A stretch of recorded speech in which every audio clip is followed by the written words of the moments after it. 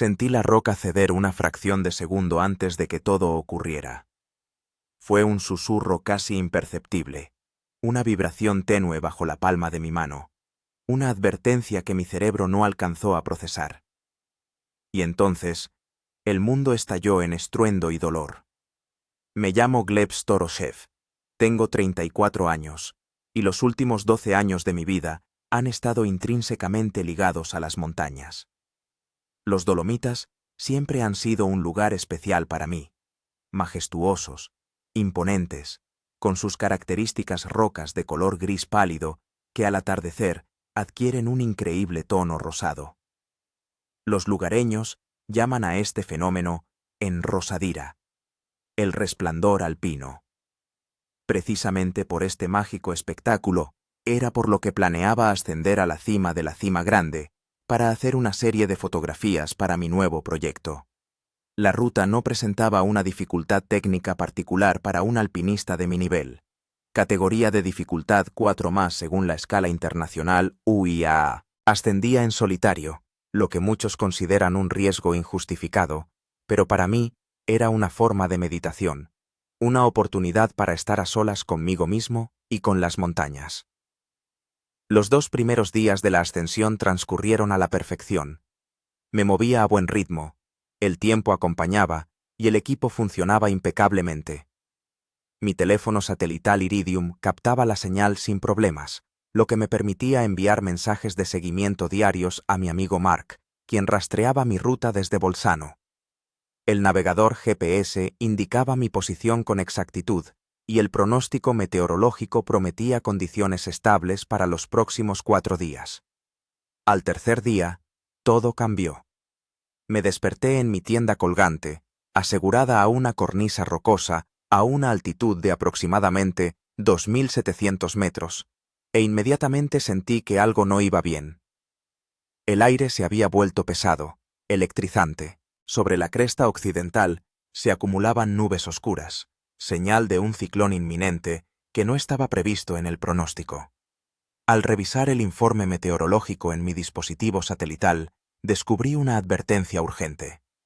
Un frente de aire frío proveniente del Atlántico Norte había chocado con masas cálidas del Mediterráneo, creando las condiciones perfectas para una tormenta repentina. Se pronosticaban ráfagas de viento de hasta 120 km/h y un fuerte descenso de la temperatura. Tenía 2 opciones: comenzar el descenso de inmediato o continuar el ascenso hasta el refugio de montaña Auronzo, situado a una altitud de 2.820 metros. Según mis cálculos, me quedaban unas 5 horas de ascenso hasta el refugio, mientras que el descenso por la ruta actual llevaría al menos 8 horas. Elegí ascender. Ahora esta decisión me parece fatal, pero en ese momento era lógica. Levanté el campamento en un tiempo récord de 20 minutos e inicié un ascenso forzado, con la esperanza de adelantarme a la tormenta. Durante las 2 primeras horas, todo fue según lo previsto. Ascendía por la cresta noreste, superando secciones rocosas utilizando técnicas de escalada libre, asegurándome solo en los tramos más difíciles. A una altitud de aproximadamente 3.000 metros, noté que las nubes se acercaban mucho más rápido de lo que había previsto. El viento se intensificó, la temperatura comenzó a caer en picado. Me detuve para ponerme una capa adicional de ropa y comprobar la ruta. Quedaban menos de 2 horas hasta el refugio, pero el tiempo empeoraba a pasos agigantados. De repente, una ráfaga de viento que estimé en al menos 90 km/h casi me derriba. Instintivamente me agarré a la cornisa rocosa más cercana, pegándome a la pared. Fue en ese momento cuando comenzó a nevar. No una suave aparición de copos individuales, sino inmediatamente un denso telón blanco que redujo la visibilidad a pocos metros. Comprendí que necesitaba encontrar refugio con urgencia. Continuar avanzando en esas condiciones era un suicidio. A través del velo de nieve, divisé una mancha oscura, posiblemente una cueva o una grieta profunda en la roca a unos 30 metros de mí. Era una oportunidad para capear el pico de la tormenta. Mientras me abría camino hacia el refugio potencial, me movía con extrema cautela, comprobando cada paso, cada apoyo. La nieve cubría rápidamente las rocas, haciendo que su superficie fuera traicioneramente resbaladiza. El viento se intensificaba, arrojando a mi cara agujas de hielo punzantes. La temperatura cayó a -15 grados, pero con la sensación térmica del viento, se sentía como -30. Cuando faltaban no más de 10 metros para la grieta, escuché un crujido sordo por encima de mí. Levantando la vista instintivamente, vi como un trozo de roca del tamaño de un pequeño refrigerador se desprendía de una cornisa. Al segundo siguiente, ya estaba saltando hacia un lado, intentando salir de la trayectoria de la caída de la piedra. Casi lo consigo. Casi. La piedra golpeó una saliente a un par de metros de mí, se partió en varios pedazos y rebotó en mi dirección. Uno de los fragmentos golpeó mi casco, otro mi hombro, pero el más grande, de unos 30 kilos, impactó directamente en mi muñeca derecha en el momento en que me apoyaba en la roca. El dolor fue cegador. Grité, pero mi grito se ahogó en el aullido del viento. El fragmento de roca aplastó mi mano contra la cornisa de piedra, y cuando la primera oleada de dolor remitió un poco, comprendí que no podía liberarla. Mi mano quedó atrapada entre dos rocas, como en un tornillo de banco. El pánico me asaltó al instante. Tiré de la mano, intenté mover la piedra, la empujé con la mano libre, me apoyé con los pies. Todo fue inútil. La esquirla se había encajado a la perfección en la grieta, creando una trampa para mi extremidad. La nieve arreciaba, y la visibilidad se había reducido casi a cero. Estaba colgado de una pared rocosa a 3000 metros de altura, con la mano atrapada, justo al inicio de lo que prometía ser la peor tormenta de la temporada. Tras varias respiraciones profundas, me obligué a evaluar la situación. La mano derecha estaba atrapada justo por encima de la muñeca. El guante y la manga de la chaqueta habían amortiguado el golpe, evitando una fractura expuesta, pero el dolor y el entumecimiento característico de los dedos indicaban que los huesos seguramente estaban dañados. La circulación sanguínea estaba interrumpida, y la mano se enfriaba rápidamente. Tenía la mano izquierda libre, ambas piernas, y podía mover el torso en un rango limitado. La mochila con el equipo principal estaba a mi espalda, pero sacar algo de ella en esa posición era prácticamente imposible. Intenté contactar con Mark por el teléfono satelital que llevaba en el bolsillo del pecho. Para mi horror, la pantalla del dispositivo estaba rota, probablemente por el impacto contra la roca durante la caída de la piedra. No había señal. El reloj marcaba las 14:30. Quedaban unas 4 horas para que oscureciera, pero con la tormenta, el crepúsculo podría llegar mucho antes. El termómetro de mi reloj registraba una temperatura exterior de -17 grados y seguía bajando. Sabía que, en una situación así, los principales enemigos eran la hipotermia y la deshidratación. Necesitaba encontrar una forma de protegerme del viento y la nieve, conservar el calor y, lo más importante, liberar mi mano. Pasé las siguientes 2 horas intentando mover la piedra, utilizando todas las herramientas disponibles, el piolet, los clavos de escalada, incluso el cuchillo. Nada funcionó. La piedra pesaba demasiado y el ángulo en el que había atrapado mi mano no permitía hacer palanca. El dolor aumentaba gradualmente. Los dedos de la mano derecha habían perdido por completo la sensibilidad, y la muñeca se había hinchado tanto que la presión de la piedra era aún mayor. Comprendí que si no liberaba mi mano en las próximas horas, corría el riesgo de perderla debido a la necrosis de los tejidos. Cuando el sol se ocultó tras el horizonte, la temperatura descendió hasta los -22 grados. La nieve se había convertido en una verdadera ventisca. Estaba sentado, pegado a la roca, parcialmente protegido del viento por una saliente, pero aún así, me congelaba poco a poco. Los pensamientos se volvían confusos, y la somnolencia, un síntoma del inicio de la hipotermia, me acechaba sigilosamente. Fue entonces cuando por primera vez pensé seriamente en que tal vez no sobreviviría a esa noche. Una extraña calma me invadió, no desesperación, sino más bien claridad de pensamiento. Si estaba destinado a morir allí, al menos encontraría la muerte en las montañas que había amado toda mi vida. Pero entonces, ante mis ojos, apareció la imagen de mi hermana Lina, la única persona cercana que me quedaba en la vida después de la muerte de nuestros padres. Imaginé cómo recibiría la noticia de mi muerte, cómo su mundo se derrumbaría. No podía rendirme tan fácilmente. Con una nueva determinación, empecé a repasar metódicamente las opciones de rescate. Y entonces, se me encendió la bombilla.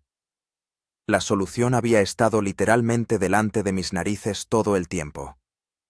La oscuridad se abatió sobre las montañas como una pesada manta, y con ella llegó la constatación.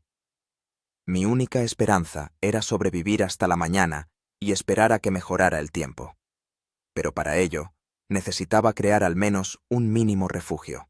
Con la mano izquierda, con gran dificultad, desabroché la mochila y, contorsionando todo mi cuerpo, conseguí sacar una manta térmica de emergencia, una fina lámina de plástico metalizado que refleja hasta el 90% del calor. Fijarla con una sola mano fue una verdadera prueba, pero después de varios intentos, logré crear una pantalla improvisada contra el viento, tensando la manta entre mi cuerpo y la saliente rocosa más cercana. Esto mejoró la situación al instante.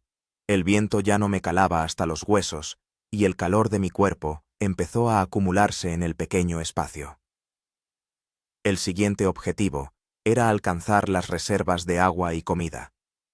La botella con la bebida isotónica estaba en el bolsillo lateral de la mochila, pero sacarla con una sola mano en mi posición parecía imposible. Después de 10 minutos de dolorosos intentos, finalmente pude enganchar la botella con un mosquetón y acercármela. Un sorbo de líquido caliente me pareció más delicioso que el vino más exquisito. Me obligué a beber a pequeños sorbos. La deshidratación en condiciones de frío se produce de forma imperceptible, pero sus consecuencias pueden ser fatales. La comida representaba un problema más complejo. Las barritas energéticas y los alimentos liofilizados se encontraban en el compartimento principal de la mochila, y sacarlos era prácticamente imposible. En el bolsillo de la chaqueta solo encontré 2 caramelos con glucosa, una cantidad insignificante para mantener la energía en tales condiciones. El tiempo pasaba dolorosamente lento. Cada 15 minutos me obligaba a moverme, en la medida de lo posible en mi posición. Flexionaba y extendía las piernas, tensaba los músculos de la espalda y el abdomen, giraba la cabeza. Esto me ayudaba a conservar el calor y a combatir la somnolencia. La mano derecha había perdido por completo la sensibilidad. No podía mover ni un solo dedo, y eso era lo que más me aterraba. Según mis cálculos, a esa temperatura y con la circulación sanguínea comprometida, los daños irreversibles en los tejidos podrían comenzar en tan solo 8 o 12 horas. En los momentos en que la tormenta amainaba un poco, gritaba, con la esperanza de que alguien me escuchara. Pero era una pérdida de energía inútil. El refugio más cercano estaba a varios kilómetros de distancia, y con semejante tiempo nadie se atrevería a salir a buscarme. Alrededor de la medianoche viví el momento más terrible de la primera noche. De repente, me invadió un deseo incontenible de dormirme. El cuerpo me pesaba como plomo, los pensamientos se confundían, y una voz interna traicionera me convencía de que dormir era justo lo que necesitaba. Casi me rendí a esa llamada cuando de pronto recordé la historia que me había contado Víctor, mi instructor de alpinismo, sobre los síntomas de la hipotermia severa. La somnolencia es uno de los últimos síntomas antes de perder la conciencia y morir. Esta ososnanie me golpeó como una descarga eléctrica. Grité de furia y de miedo, me abofeteé con la mano que tenía libre, empecé a recitar las tablas de multiplicar en voz alta. Todo para obligar a mi cerebro a funcionar. Luego saqué mi navaja y me pinché con cuidado el muslo. El dolor me aclaró la mente. Para evitar que esto volviera a ocurrir, decidí establecer un sistema de autocontrol. Cada 20 minutos, al sonar la alarma del reloj, debía decir en voz alta mi nombre completo, mi fecha de nacimiento y los nombres de 5 personas que me importan. Si no pudiera hacerlo o si me perdía la señal, significaría que estaba perdiendo la conciencia y debía tomar medidas urgentes. Alrededor de las 3 de la madrugada, la tormenta alcanzó su punto álgido. El viento aullaba como una bestia herida, arrancándome el refugio improvisado que había montado con la manta térmica. Lo reconstruía una y otra vez, pero cada vez me costaba más. La temperatura bajó a 28 grados bajo cero, la temperatura más baja que había registrado en toda mi carrera de alpinista. En ese momento me acordé de las bolsas de calor químicas que tenía en el botiquín. Estaban en un compartimento especial de la mochila al que quizás podría acceder. Después de varios intentos, conseguí sacar 2 paquetes planos. Tras activarlos, me coloqué uno en el pecho, debajo de la chaqueta, y el otro lo más cerca posible de la muñeca atrapada, con la esperanza de mejorar un poco la circulación sanguínea. El calor de las bolsas me dio un segundo aliento. Empecé a pensar metódicamente de nuevo en las opciones para liberar mi mano. El principal problema era que la roca pesaba demasiado, y el ángulo en el que me tenía atrapada la extremidad no me permitía crear la palanca suficiente para moverla. Recordé una técnica que habíamos practicado en los cursos de rescate: utilizar material de alpinismo para crear un polipasto, un sistema de poleas que multiplica la fuerza aplicada varias veces. Pero para eso necesitaba las 2 manos y mucho más espacio del que disponía. Entonces me vino otra idea a la cabeza. Quizá podría usar el piolet como palanca, introduciéndolo entre las rocas y ensanchando la grieta poco a poco. Para ello, tenía que llegar hasta el piolet, que estaba sujeto en el exterior de la mochila. La siguiente hora la dediqué a intentar alcanzar la herramienta. Tuve que quitarme parcialmente la mochila de un hombro, lo cual, en mi posición, era sumamente doloroso, ya que cualquier movimiento del torso se transmitía a la mano atrapada. Varias veces estuve a punto de perder el conocimiento por el dolor, pero seguí adelante con obstinación. Por fin, el piolet estaba en mi mano izquierda. Intenté introducir la punta en la estrecha grieta entre las rocas, pero el ángulo era demasiado incómodo. Después de varios intentos conseguí introducir un poco la hoja del piolet en la fisura. Empujé, utilizando toda la fuerza de mi mano izquierda y de mi cuerpo. La roca no se movió ni 1 milímetro. Lo intenté de nuevo, cambiando el ángulo y el punto de aplicación de la fuerza. Sin resultado. Después de 20 minutos de intentos, tuve que reconocer que este método no funcionaba. La roca era demasiado pesada y mi posición demasiado desfavorable para generar el esfuerzo necesario. La desesperación me invadía por oleadas. Pensé en la amputación, una medida extrema que a veces se ven obligados a tomar los alpinistas en situaciones desesperadas.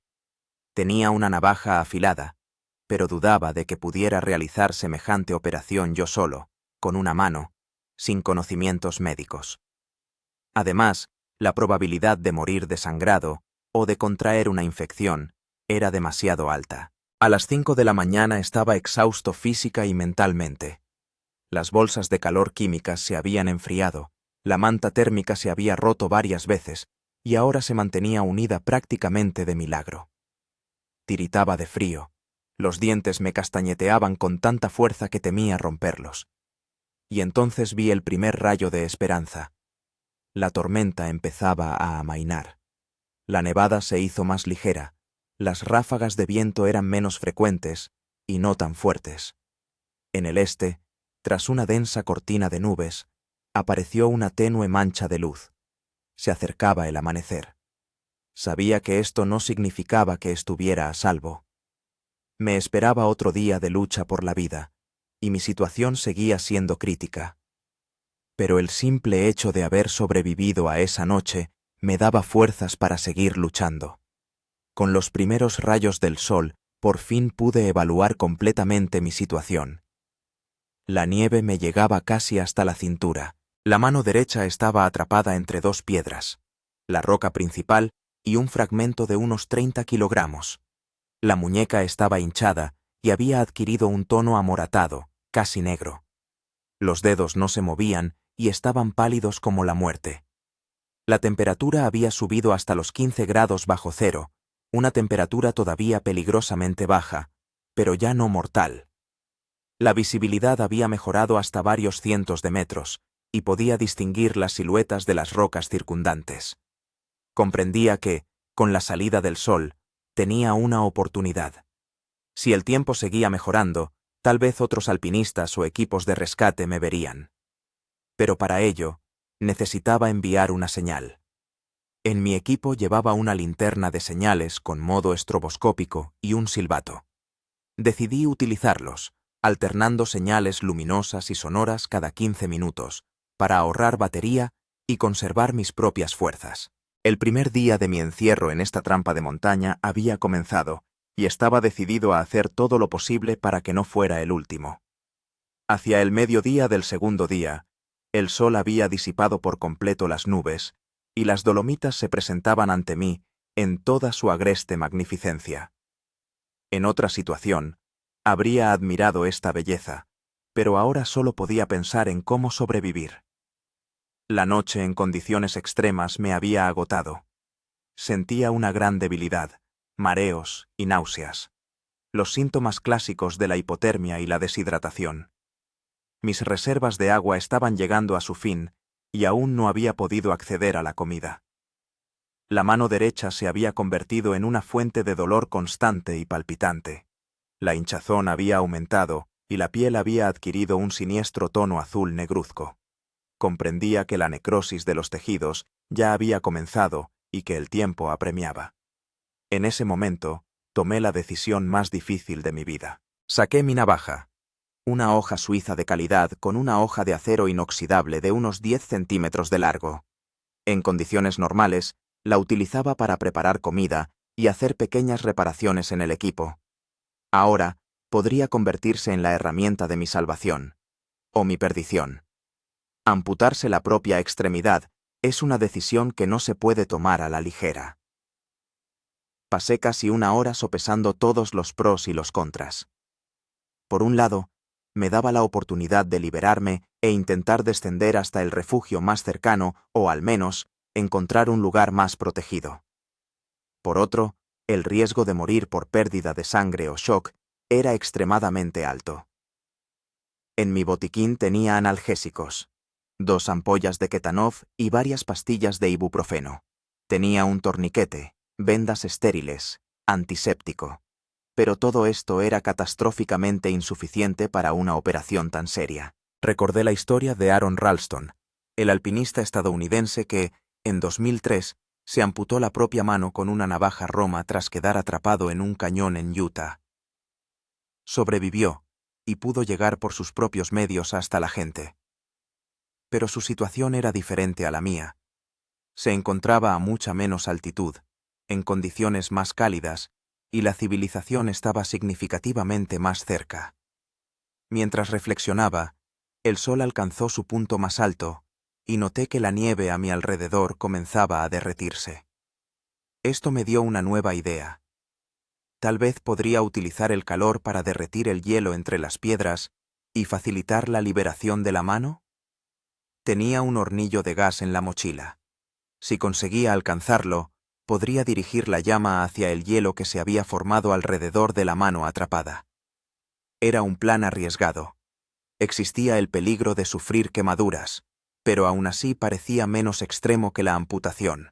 Con enorme dificultad, superando el dolor y la debilidad, conseguí sacar el hornillo de la mochila. Me llevó casi 40 minutos y estuve a punto de perder el conocimiento varias veces. Cuando el compacto hornillo de titanio finalmente estuvo en mi mano izquierda, sentí un soplo de esperanza. Conectar la bombona de gas con una sola mano resultó ser una tarea muy difícil, pero después de varios intentos lo conseguí. Dirigí el hornillo hacia la zona entre las piedras, intentando mantener la llama a una distancia segura de mi mano y mi ropa. Los primeros resultados fueron alentadores. El hielo comenzó a derretirse y el agua goteaba por las piedras. Continué calentando con cuidado la zona alrededor de la mano atrapada, comprobando periódicamente si había algún movimiento en la piedra. Después de unos 20 minutos de este trabajo, Sentí que la piedra se movía ligeramente. Era un movimiento apenas perceptible, pero me dio un nuevo soplo de energía. Continué calentando el hielo, intentando derretirlo en todo el perímetro de la zona de atrapamiento. Media hora más tarde, decidí intentar liberar la mano. Apoyando los pies en la roca y utilizando la mano izquierda como palanca, empecé a tirar lentamente de la mano derecha hacia mí. El dolor era insoportable, pero sentía que la mano empezaba a moverse. Con un último tirón desesperado, acompañado de un grito que resonó en las montañas, saqué la mano de la trampa de piedra. ¡Libertad! Mi mano estaba libre por primera vez en casi 24 horas. Pero la alegría pronto se convirtió en horror cuando vi el estado de la extremidad. La muñeca estaba torcida de forma antinatural, claramente rota. La mano y los dedos habían adquirido un color azul-negro con zonas de piel blanca como la muerte, un signo de congelación grave y alteración de la circulación sanguínea. La mano apenas se movía y no sentía el tacto. Necesitaba prestar primeros auxilios urgentemente. Utilicé un analgésico del botiquín, luego, con cuidado, enderecé el brazo y entablillé la mano con un piolet y vendas. Era una inmovilización rudimentaria, pero lo mejor que podía hacer en esas condiciones. El siguiente paso era calentar la mano para restablecer la circulación sanguínea. Sabía que calentar rápidamente las extremidades congeladas podía provocar un shock por dolor, pero era esencial restaurar la temperatura gradualmente. Apliqué la última bolsa de calor químico en el antebrazo, esperando que el calor se extendiera poco a poco hacia la mano. Ahora que me había liberado, tenía que tomar una decisión sobre los siguientes pasos. Hasta el refugio Auronco, más cercano, quedaban unas 3 o 4 horas de caminata en condiciones normales. Pero en mi estado, con la mano lesionada, por las rocas nevadas, ese camino podría llevar el doble de tiempo. Además, existía el riesgo de que al caer la noche el tiempo volviera a empeorar. La alternativa era quedarme donde estaba y esperar a los rescatistas. Si Mark no había recibido mi señal de confirmación, podría haber iniciado ya una operación de búsqueda. Pero con este tiempo, las búsquedas solo podrían comenzar cuando mejoraran las condiciones, es decir, no antes del día siguiente. Decidí que tenía más posibilidades de sobrevivir si intentaba llegar al refugio por mis propios medios. Permanecer en la ladera a la intemperie una noche más, en mi estado, equivalía a un suicidio. Recogiendo todo el equipo necesario que podía llevar con una sola mano, comencé el lento y tortuoso descenso. Cada paso requería concentración y fuerza de voluntad. La mano derecha, incluso con la férula improvisada, era una fuente de dolor constante, y la debilidad y el mareo convertían cada movimiento en una prueba. Utilicé la técnica de los 3 puntos de apoyo, manteniendo siempre contacto con la montaña con al menos 3 extremidades. Avanzaba muy lentamente, eligiendo cuidadosamente la ruta y evitando los tramos empinados donde necesitaría usar ambas manos. El sol comenzó a declinar en el horizonte, y me di cuenta de que no llegaría al refugio antes del anochecer. Necesitaba encontrar un lugar para pasar la noche, preferiblemente protegido del viento y relativamente seguro. Aproximadamente 2 horas después del descenso, vi una pequeña cueva en la pared rocosa, más bien una profunda oquedad que una cueva propiamente dicha. Estaba situada a unos 30 metros de mi posición actual, y llegar hasta ella implicaba realizar una travesía por una empinada ladera nevada. Era una maniobra arriesgada, pero la alternativa, pasar la noche en la ladera a la intemperie, era aún peor. Comencé a cruzar con cuidado la ladera, clavando las puntas de las botas en la nieve y utilizando el piolet en la mano izquierda para obtener un apoyo adicional. Cuando quedaban unos 10 metros para llegar a la cueva, sucedió lo que más temía. La nieve bajo mis pies cedió, formando una pequeña avalancha. Perdí el equilibrio y comencé a deslizarme cuesta abajo. En esos momentos, el tiempo se ralentiza.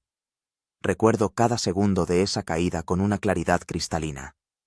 Instintivamente me giré sobre el vientre y clavé el piolet en la nieve, tratando de detener el deslizamiento. El dolor en la mano derecha estalló con renovada fuerza al golpearme contra un saliente de roca. Después de deslizarme unos 20 metros, conseguí detenerme. Estaba tendido, jadeando, consciente de que acababa de evitar una caída al precipicio, que comenzaba unos 50 metros más allá. Reuniendo fuerzas, continué mi camino hacia la cueva, esta vez eligiendo una ruta más larga pero segura. Cuando finalmente llegué al refugio, el sol ya se había ocultado tras el horizonte, y la temperatura volvía a descender rápidamente. La cueva resultó ser un refugio ideal, lo suficientemente profunda como para protegerme del viento, y con un suelo de piedra liso sobre el que poder instalarme. Utilicé las fuerzas que me quedaban para recoger algunos trozos de hielo y nieve que pudiera derretir con el hornillo para obtener agua potable. Acomodado en la cueva, saqué las últimas provisiones de comida, 2 barras energéticas que encontré en el bolsillo de la chaqueta. Era una cantidad desastrosamente pequeña, pero debía darme algo de energía para continuar el descenso mañana.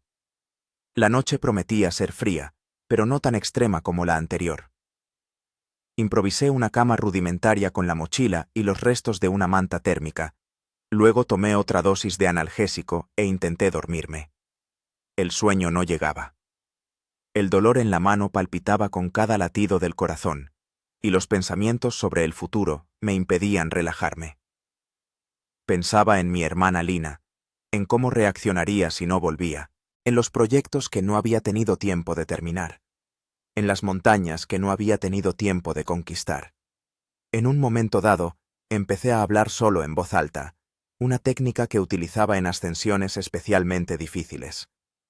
Me contaba a mí mismo la historia de cómo saldría de allí, cómo me recuperaría de la lesión, cómo volvería a las montañas, quizás no como alpinista, sino como fotógrafo o guía. Estos pensamientos me tranquilizaron, y finalmente me sumí en un sueño agitado, lleno de pesadillas sobre rocas que caían y tormentas de nieve interminables. Me desperté con mi propio gemido. El dolor en el brazo derecho se había vuelto insoportable. El analgésico había dejado de hacer efecto. Los primeros rayos del sol se filtraban en la cueva, tiñendo las paredes de piedra de cálidos tonos anaranjados. Era el tercer día de mi prueba. Con sumo cuidado, me senté e inspeccioné mi extremidad lesionada. Lo que vi me heló la sangre. La mano y los dedos habían adquirido un color negro violáceo. La hinchazón había aumentado, y en la piel habían aparecido ampollas, signos inequívocos de una congelación profunda de 3er grado. Lo peor de todo era que seguía sin sentir los dedos y no podía moverlos. Era consciente de que la situación era crítica. Si no recibía asistencia médica cualificada en las próximas horas, probablemente perdería la mano. Y si se desarrollaba una infección o gangrena, podría costarme la vida. Tras tomar la última ampolla de analgésico, empecé a prepararme para el descenso.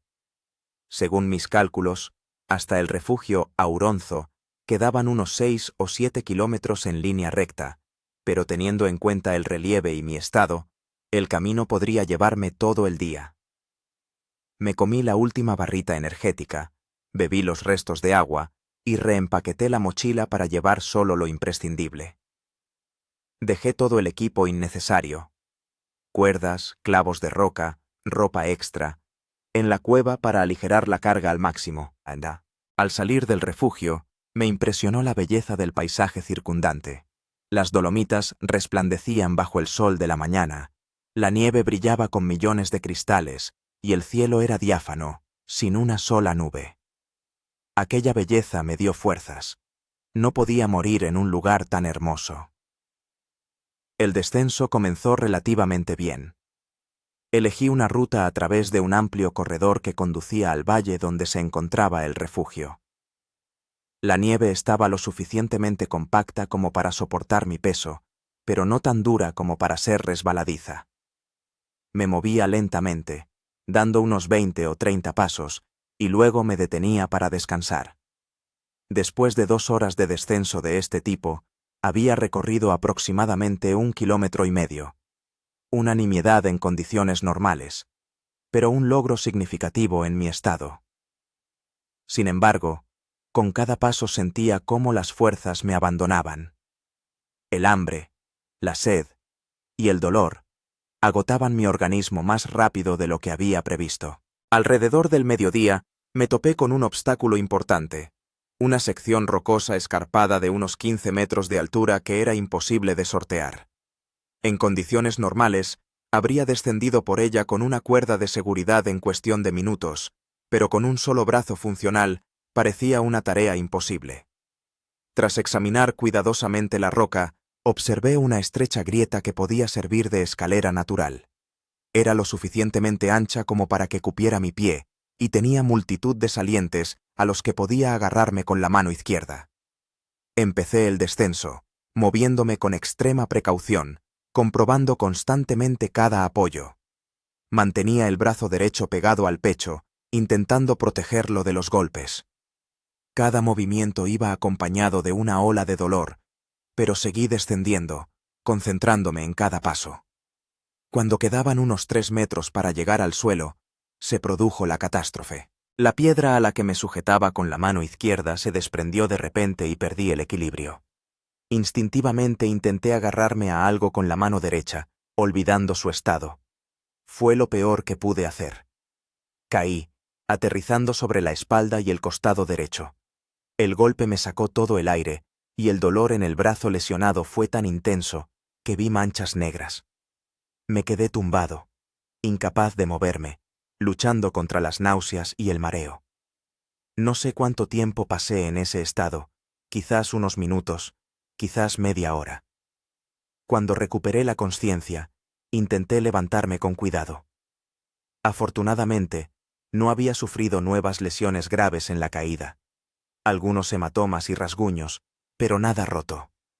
Sin embargo, mi brazo derecho había sufrido aún más. La férula improvisada se había desplazado y ahora la muñeca estaba doblada en un ángulo aún más antinatural. El dolor se había vuelto tan intenso que ya no podía ignorarlo ni siquiera con los analgésicos, que además se habían agotado. Era consciente de que mis posibilidades de descender por mis propios medios disminuían rápidamente. Las fuerzas flaqueaban, la coordinación empeoraba y hasta el refugio quedaban al menos 5 kilómetros de camino difícil. En ese momento, oí un sonido que al principio tomé por una alucinación, el lejano traqueteo de un helicóptero. Me quedé inmóvil, escuchando atentamente. El sonido se hacía cada vez más fuerte. No era un espejismo, no era una fantasía. En algún lugar sobre las montañas, realmente volaba un helicóptero. Olvidándome al instante del dolor y el cansancio, empecé a buscar febrilmente una forma de hacer una señal. Me quedaba una linterna de señales, pero a plena luz del día sería invisible. Tampoco era probable que se oyera un silbato a tanta distancia. Entonces, recordé el espejo de mi brújula.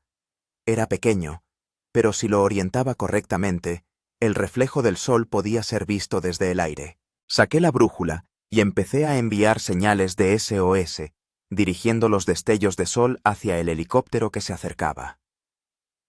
Durante varios minutos trabajé como un poseso, ignorando el dolor y el cansancio. El helicóptero parecía volar a lo largo del valle, sin acercarse a mi posición. Ya empezaba a perder la esperanza cuando me di cuenta de que la aeronave había cambiado de rumbo y ahora se dirigía hacia mí. Me habían visto. Una alegría indescriptible me inundó por completo. Seguí haciendo señales, ahora agitando la llamativa chaqueta naranja que me había quitado, a pesar del frío. El helicóptero se acercaba, y ya podía distinguir su identificación. Era un aparato del Corpo Nazionale Soccorso Alpino Speleologico, el cuerpo italiano de rescate alpino.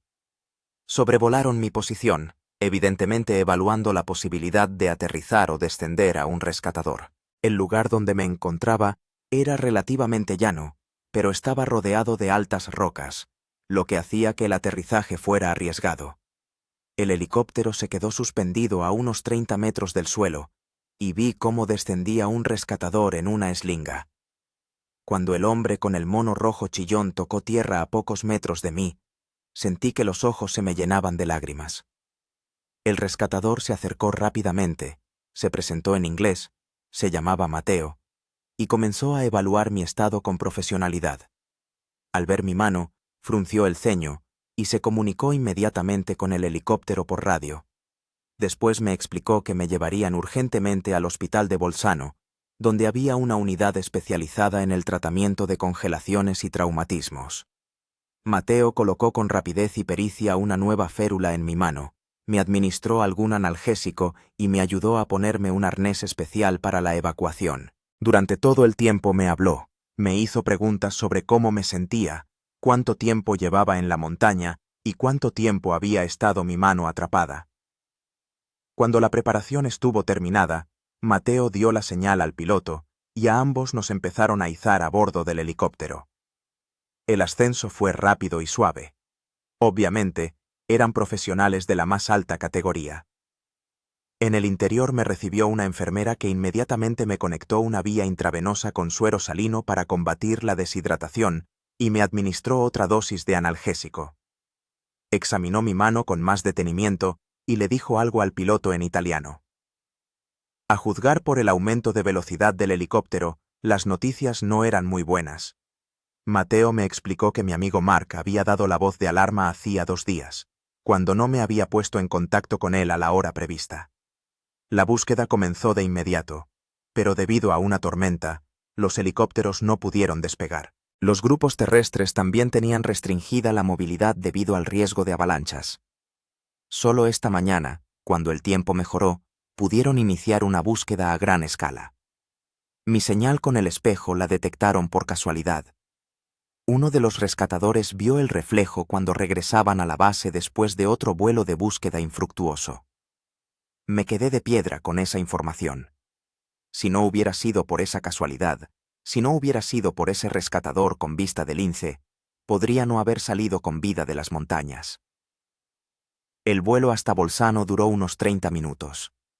Durante todo el tiempo, la enfermera controló mi estado, mientras que Mateo me cogía de la mano y me contaba historias de su trabajo, obviamente tratando de distraerme del dolor y de los pensamientos angustiosos.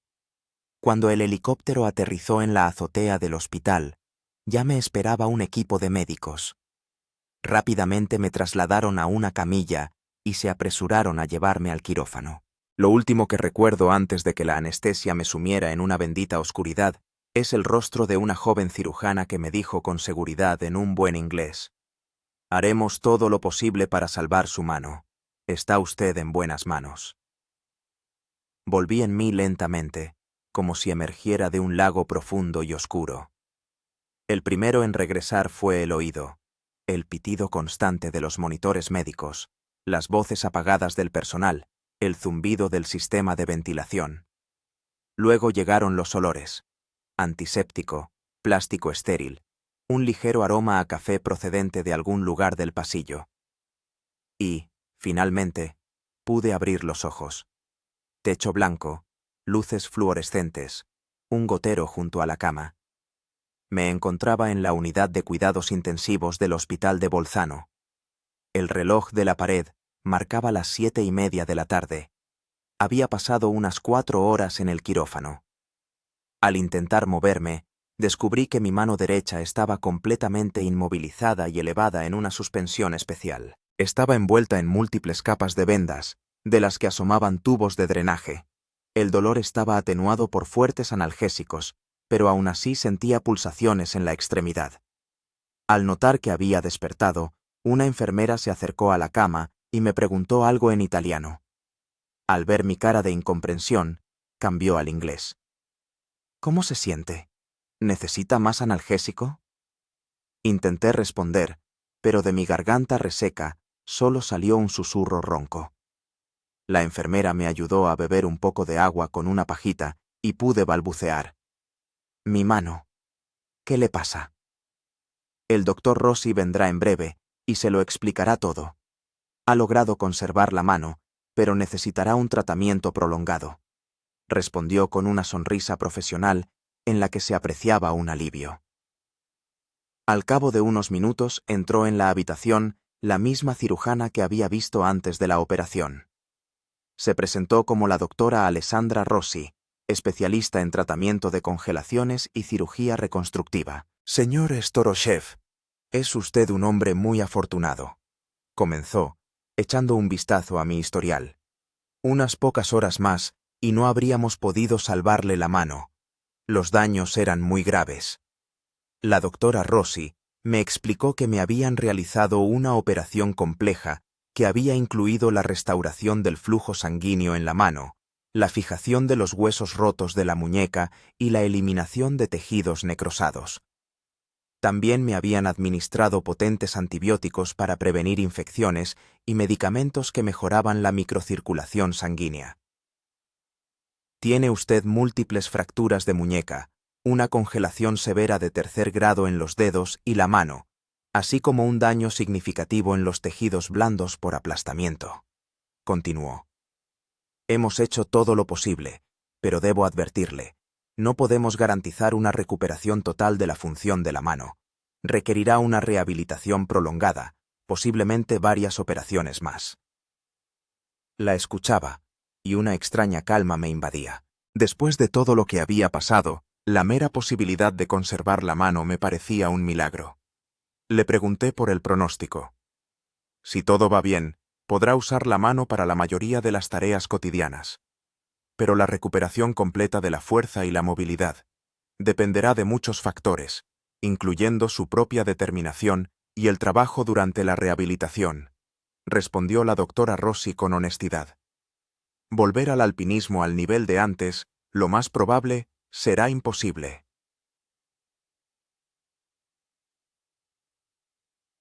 Estas palabras deberían haberme golpeado como un mazazo. Al fin y al cabo, las montañas habían sido el sentido de mi vida durante los últimos 12 años. Pero en lugar de desesperación, solo sentí aceptación. Estaba vivo, y eso era lo principal. La doctora Rossi siguió explicando los detalles del tratamiento futuro durante un rato, luego se despidió, prometiendo pasarse por la mañana. La enfermera revisó mis constantes vitales, ajustó el gotero y también se marchó, dejándome a solas con mis pensamientos. Yacía mirando al techo, recordando los sucesos de los últimos 3 días. Parecían a la vez infinitamente lejanos y dolorosamente cercanos. Repasaba en mi cabeza cada decisión, cada giro de los acontecimientos, intentando entender dónde había cometido el error, qué podía haber hecho de otra manera.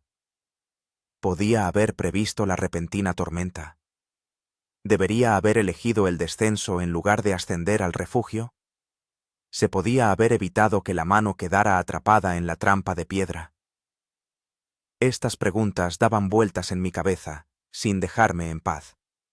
Mis reflexiones se vieron interrumpidas por una llamada a la puerta. Entró en la habitación Mark, mi amigo y compañero en muchas ascensiones, que debía seguir mi ruta desde Bolzano. Al verme, no pudo contener la emoción. Sus ojos se llenaron de lágrimas, y me abrazó con fuerza, procurando no tocar la mano herida. «Eres un maldito ruso testarudo. Pensé que no te volvería a ver nunca más», dijo, intentando ocultar un temblor en la voz tras una aparente severidad. Mark me contó que había dado la voz de alarma solo 12 horas después de que yo no me hubiera puesto en contacto a la hora prevista. Se había puesto en contacto inmediatamente con el servicio de rescate de montaña, proporcionándoles todos los datos sobre mi ruta y las últimas coordenadas conocidas. Fueron magníficos, Gleb. Trabajaron día y noche, a pesar de la tormenta. Grupos terrestres rastrearon todas las rutas posibles y tan pronto como el tiempo lo permitió, enviaron helicópteros. Yo mismo participé en la coordinación de la búsqueda desde su cuartel general. Me sentí profundamente conmovido por estas palabras. La idea de que decenas de personas arriesgaran sus vidas para encontrarme me provocaba a la vez gratitud y sentimiento de culpa. ¿Cómo has sobrevivido ahí arriba? La temperatura bajó hasta los 30 grados bajo cero, y con el viento parecía que hacía 40 bajo cero, preguntó Mark, sin poder creer aún en mi rescate. Empecé a contarle toda la historia, desde el momento en que vi acercarse la tormenta hasta mi rescate en helicóptero. Le hablé del dolor físico y las pruebas psicológicas, de los momentos de desesperación y de los destellos de esperanza, de las decisiones que tenía que tomar a cada minuto. Mark escuchaba sin interrumpirme, limitándose a negar con la cabeza de vez en cuando con asombro o apretando los puños cuando describía los momentos especialmente duros. Cuando terminé de contar la historia, en la habitación reinó el silencio, roto solo por el pitido de los monitores. «Sabes, Gleb», dijo Mark por fin, «siempre te he considerado un alpinista fuerte, pero nunca pensé que fueras tan duro de pelar. Lo que has vivido es simplemente increíble». Sus palabras me provocaron una leve sonrisa. Simplemente no quería morir. Es un motivador poderoso. Hablamos durante otra hora, hasta que vino la enfermera y le pidió a Mark que se marchara, explicándole que necesitaba descansar. Antes de irse, prometió ponerse en contacto con mi hermana Lina, que ya estaba de camino desde Moscú a Bolzano, y ayudarla con el alojamiento y todos los trámites. Una vez solo, sentí cómo el cansancio me invadía por oleadas. Los acontecimientos de los últimos días, la operación, la emotiva conversación con Mark. Todo ello había agotado mis últimas reservas. Cerré los ojos, esperando un sueño tranquilo sin pesadillas sobre piedras que caían y un frío infinito. Pero el sueño no llegaba. Cada vez que empezaba a dormitar, regresaba a la realidad por destellos de recuerdos. El sonido de una piedra desprendiéndose, la sensación de la mano aprisionada, el frío penetrante de la noche a 3000 metros de altura. Me despertaba con el corazón latiendo a 1000 por hora, bañado en sudor, a pesar de la frescura de la habitación del hospital. Después de varios ciclos así, comprendí que estaba al borde del colapso psicológico. La prueba física había terminado, pero la emocional apenas comenzaba. Las montañas habían dejado su huella no solo en mi cuerpo, sino también en mi alma. Apreté el botón para llamar a la enfermera. Cuando llegó, le pedí un somnífero. Me miró con atención, luego a los indicadores de los monitores, y asintió. A los pocos minutos regresó con una inyección que me sumió rápidamente en un sueño profundo, sin sueños. La mañana trajo nuevos desafíos. El equipo de médicos, encabezado por la doctora Rossi, vino a examinar mi mano. Cuando retiraron la capa superior de vendajes, vi por primera vez lo que quedaba de mi mano derecha, antaño fuerte y hábil. Estaba hinchada, con zonas de color amoratado y multitud de puntos. 2 dedos, el meñique y el anular, eran los más afectados, con evidentes signos de congelación profunda. La muñeca estaba fijada con agujas metálicas que sobresalían de la piel, conectándose a una estructura externa. La doctora Rossi examinó la mano minuciosamente, comprobó los drenajes y palpó con cuidado los tejidos, preguntando dónde sentía el tacto y dónde no. Los resultados parecieron satisfacerla. La circulación sanguínea se está recuperando mejor de lo que esperaba, dijo. Pero tenemos otra operación programada dentro de 2 o 3 días para eliminar el tejido necrótico y, posiblemente, realizar un injerto de piel. Asentí, tratando de mantener la calma, aunque por dentro todo se contraía ante la idea de otra operación. La doctora Rossi, notando mi inquietud, añadió: «Estamos haciendo todo lo posible para preservar la máxima funcionalidad, pero debe estar preparado para la posibilidad de que sea necesaria la amputación parcial de algunos dedos». Esas palabras me golpearon más fuerte de lo que esperaba. Una cosa es saber que la mano está gravemente dañada, y otra muy distinta, oír hablar de una posible amputación. Sentí que un nudo se me hacía en la garganta y me di la vuelta, intentando ocultar mis emociones. La doctora Rossi me puso una mano en el hombro.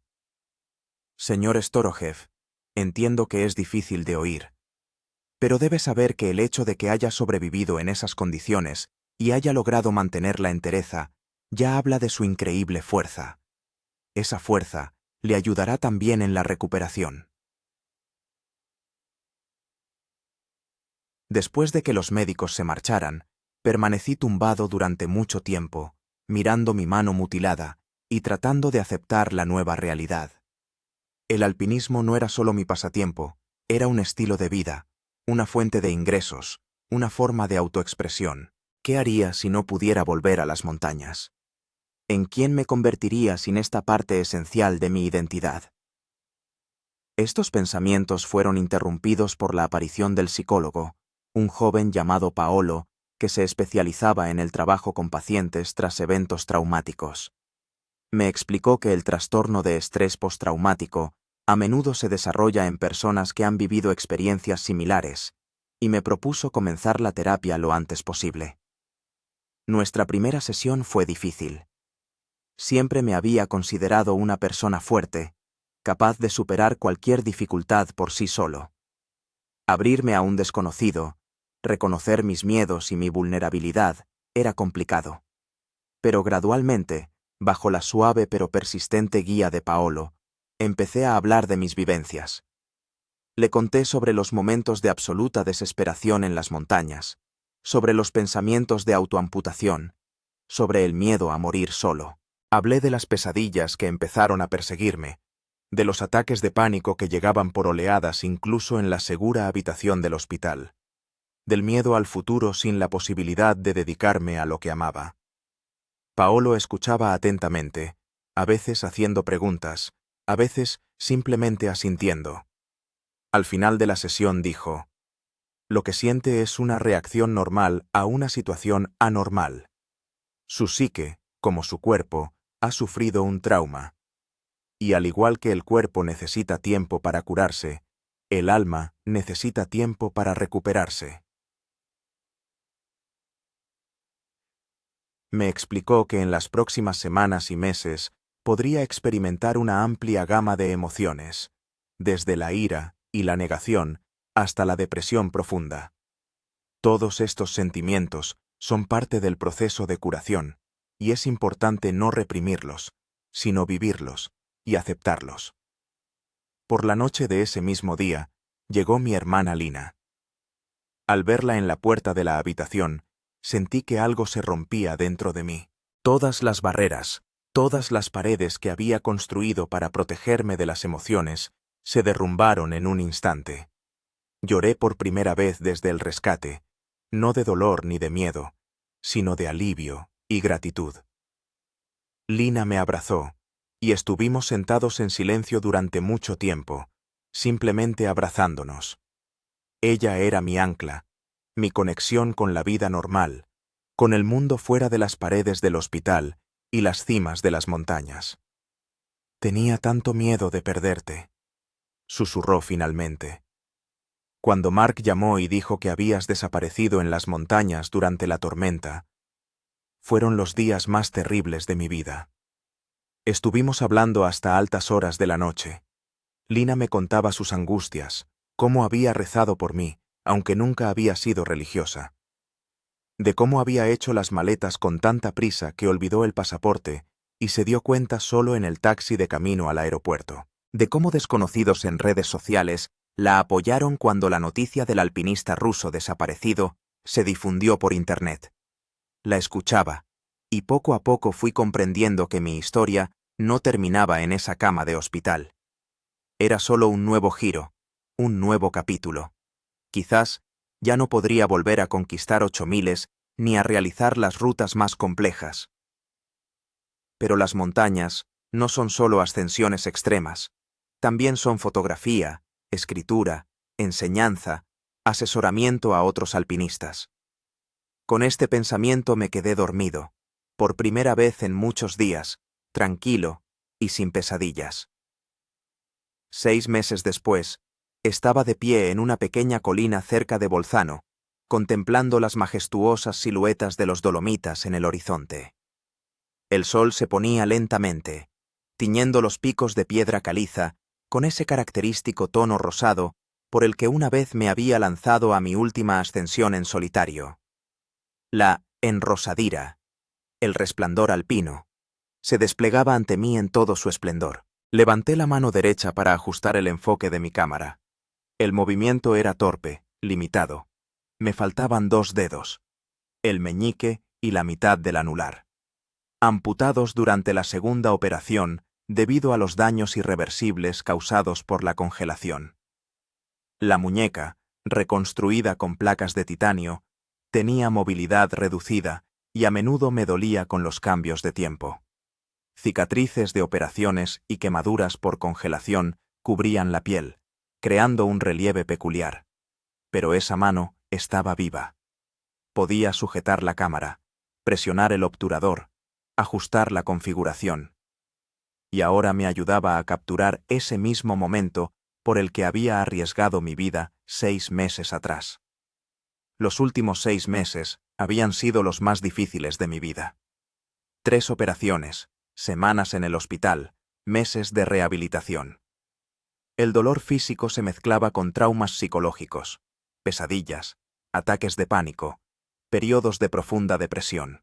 Hubo días en los que no veía sentido a seguir luchando, en los que el futuro me parecía una interminable sucesión de limitaciones y lamentos. Pero poco a poco, paso a paso, fui encontrando nuevos caminos. Mi psicólogo Paolo me ayudó a aceptar lo sucedido no como un final, sino como una transformación. Mi hermana Lina me apoyó en los momentos más oscuros, recordándome que siempre había sido más que un simple alpinista. Mark y otros amigos de la comunidad alpinística no me dejaron encerrarme en mí mismo, involucrándome constantemente en nuevos proyectos y debates. Empecé a escribir sobre mi experiencia, primero en un diario personal, luego en un blog que, inesperadamente, atrajo a miles de lectores.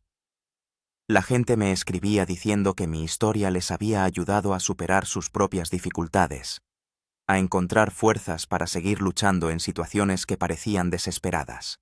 La fotografía, que antes era solo un complemento a mis aventuras alpinísticas, se convirtió en una nueva pasión. Descubrí que podía transmitir la belleza y la grandeza de las montañas a través del objetivo tan bien como a través de la conquista física de sus cimas. Mis fotos empezaron a publicarse en revistas y me invitaron a exposiciones. También me convertí en consultor para varias empresas de material de alpinismo, ayudando a desarrollar equipos y protocolos más seguros para ascensiones en solitario. Mi experiencia de supervivencia en condiciones extremas resultó ser un valioso recurso que podía salvar vidas. Pero el cambio más importante fue mi actitud hacia las montañas y hacia la vida en general. Antes veía en el alpinismo sobre todo un desafío, una forma de demostrarme a mí mismo y a los demás mi fuerza y mi habilidad. Ahora comprendía que las montañas nos enseñan no solo superación, sino también humildad. No solo fortaleza, sino también vulnerabilidad. Después de hacer la última foto del sol poniente, guardé cuidadosamente la cámara y empecé a bajar de la colina. Abajo me esperaba Mateo, el mismo rescatista que fue el primero en bajar hacia mí en helicóptero aquel día fatídico. Durante los meses transcurridos nos habíamos hecho buenos amigos. Fue él quien me propuso unirme al equipo de instructores en la escuela de alpinismo local, donde podría transmitir mis conocimientos y experiencia a los principiantes. «¿Qué tal? ¿Has pillado tu foto perfecta?», me preguntó en su característico anglo-italiano. «Creo que sí», respondí, mostrándole las últimas fotos en la pantalla de la cámara. «Pero, ¿sabes qué es lo más sorprendente? Antes miraba estas montañas y solo veía las cimas que había que conquistar. Ahora veo todo un mundo, luces, sombras, texturas, colores, como si mi mirada se hubiera ampliado». Mateo asintió con comprensión. A veces necesitamos perder algo para ver de verdad lo que tenemos. Nos dirigimos a su coche, hablando de los planes para el día siguiente. Tenía que dar mi primera conferencia a los estudiantes de la escuela de alpinismo, sobre la seguridad en ascensiones en solitario y sobre cómo tomar decisiones en situaciones críticas. De camino a Bolzano, miraba los dolomitas que pasaban a mi lado, los mismos que casi me quitan la vida, pero que en cambio me dieron una nueva. Reflexionaba sobre todas las lecciones que había sacado de mi experiencia al borde de la muerte. Aprendí a valorar cada instante, cada respiro, cada latido del corazón. Comprendí que la fortaleza de una persona no se mide solo por su capacidad de superar obstáculos físicos, sino también por su habilidad para aceptar sus limitaciones, adaptarse y encontrar nuevas vías. Me di cuenta de que, en los momentos más oscuros, precisamente el contacto con otras personas se convierte en un faro salvador. Sin mi amigo Marco, que dio la voz de alarma, sin los rescatistas que arriesgaron sus vidas en la tormenta, sin los médicos que lucharon por salvar mi mano, sin mi hermana, que me apoyó durante la rehabilitación, sin todas esas personas, no habría sobrevivido. Y por último, entendí que la verdadera valentía no es la ausencia de miedo, sino la capacidad de actuar a pesar de él. De tomar decisiones difíciles cuando todas las opciones son malas. De seguir luchando cuando las fuerzas flaquean y la esperanza es casi inexistente. Estas lecciones se convirtieron en los cimientos de mi nueva vida. Una vida en la que ya no podría escalar las cumbres más altas del mundo, pero sí superar mis propias limitaciones día tras día. Cuando llegamos a mi nuevo hogar, un pequeño chalet a las afueras de Bolzano que había alquilado con Lina, quien decidió mudarse temporalmente a Italia para ayudarme con la adaptación, sentí una extraña paz. Aquí, a la sombra de esas mismas montañas que casi se convierten en mi tumba, encontré un nuevo comienzo. Mateo me ayudó a descargar el equipo fotográfico y se despidió hasta el día siguiente. Me quedé de pie en el umbral, contemplando el cielo estrellado sobre los Dolomitas. En algún lugar allí arriba, a 3000 metros de altura, una parte de mí se quedó para siempre, en aquella grieta entre las rocas donde pasé las horas más terribles e importantes de mi vida. Pero no sentía ninguna pérdida. Al contrario, sentía que había adquirido algo mucho más valioso, una nueva comprensión de mí mismo, de mis posibilidades y de mi lugar en este mundo. Entré en la casa, donde Lina me esperaba con la cena y noticias de Rusia. Mañana sería un nuevo día, nuevos desafíos, nuevas oportunidades. Y estaba listo para afrontarlos, con mi mano dañada, con mis cicatrices, con mi experiencia de haber sobrevivido al borde de la muerte, porque ahora conocía la verdad más importante. Sobrevivir no es solo conservar la vida física, es la capacidad de encontrar sentido y alegría incluso después de las pruebas más duras. Es la habilidad de no solo existir, sino de vivir una vida plena, a pesar de todo. Y eso es lo que me enseñaron las montañas, no cuando conquistaba sus cumbres, sino cuando casi me conquistaron a mí.